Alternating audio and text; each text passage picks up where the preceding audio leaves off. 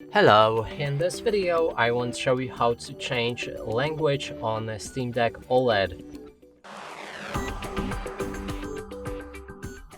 To do this, first we'll need to click on Steam menu right here on our Steam, and then if you have any family control, you will need to also enter a PIN for it.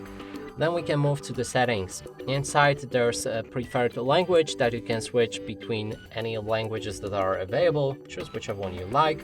And then we need to change the language for our desktop as well. To do this, you'll need to click again on Steam menu, then scroll all the way down and let's go, okay, like this. Then go to power and switch to desktop.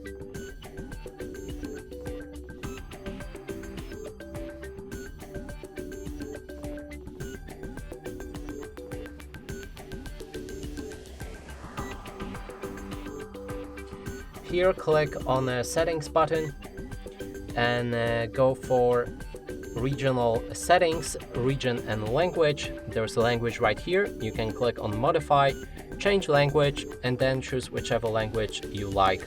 And keep in mind that all of those changes need to be proceeded with a restart, so you will need to reboot your device after each try.